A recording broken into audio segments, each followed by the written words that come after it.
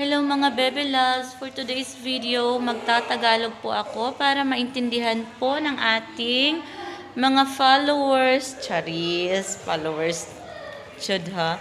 So, para maintindihan po ng mga makakapanood ng video kong ito. So, dito po sa school, ang tinuturo ko lang po dito ay English conversation. So, sinabihan kami ng kasama ko, ng aming director at ng executive director na ang ituturo namin ay English conversation only. At ang sabi pa nila, no reading, no writing, purely English conversation. So, finalo namin yung kanilang sinabi at yun lang talaga yung ginagawa ko every time na may klase ako. So, usap-usap lang kami ng mga bata. Maritesan lang kami the whole class, Charis. So, bali, usually yung mga conversation topic namin, lalo na nung sa first day, is yung sa self-introduction nila. What is your name? What is your nickname? How old are you? Where do you live? Where do you study? What class are you in? What subject do you like? Yung mga ganun, yung parang parang first step ng mga bata, yung mga basic, yun yung una kong tinuro sa kanila. So, mostly sa mga bata dito is alam na kung paano sagutin yung sa self-introduction, na what is your name? Tsaka kung pababasahin, kasi tinry ko na pabasahin sila. Karamihan sa mga bata dito is marunong nang magbasa.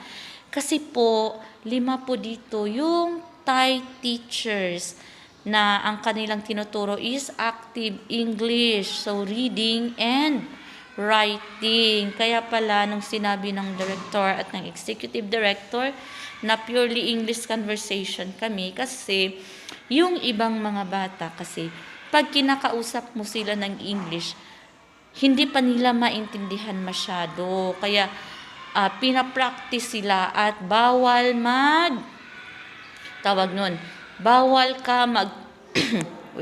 bawal ka magtay sa loob ng classroom. Pero hindi yun siya anong tawag doon?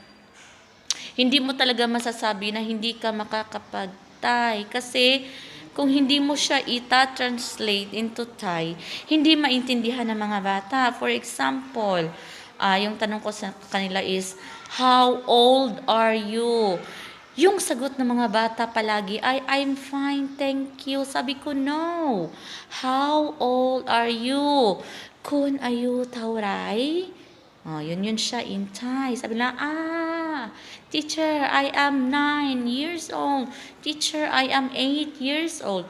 O diba, mas naiintindihan nila kapag tinatranslate mo English into Thai para madali ring mapasok sa isip nila. Tapos meron din akong isang tanong sa kanila na talagang hindi nila maintindihan. Sabi ko, what subject do you like? Ang sabi ng mga bata, Teacher Alay na? Yung sabi nila, hindi nila maintindihan. Sabi ko, Koncho Wicha Aray. What subject do you like? Sabi na, Teacher Wicha. And ko, yes. Pero yung sagot ng ibang mga bata, Teacher, Wicha, pasaangkit. Yung pasaangkit is English. Yung iba na lang, sila pa. Teacher, sila pa. Yung sila pa is art subject. Pasakom. Yung pasakom is computer subject. So, conversation kami, binabawalan kami mag-Thai, pero hindi siya pwede na hindi mo siya i-translate para mas lalong maintindihan ng mga bata. So, yun yung strategy namin. Kasi kung puro lang kami English, nga ang mga bata kapag walang translation, kasi hindi nila maintindihan. So, yan yung secret. Kapag teacher ka dito sa Thailand, kailangan matuto ka din ng kanilang salita nang sa ganon ay mai-translate mo siya. So, yung technique ko dito is kung ano yung conversation topic namin for this day, tinatranslate ko na siya into Thai, tapos binabasa ko na lang. Kaya, habang tumatagal, nasasaulo ko na memorize ko na yung mga sinasabi ko. Tapos, meron pang isa. Sabi ko sa kanila, what is your nickname? Ang sagot nila, ang kanilang pangalan, my name is. Sabi ko, no. Your nickname, Chulan. Ang tawag kasi sa kanilang nickname dito sa Thai is Chulan. Sabi ko, Chulan kung kun kwaray. Sabi nila, teacher. Sabi nila, my nickname is Chaim. Okay, very good. O, di ba?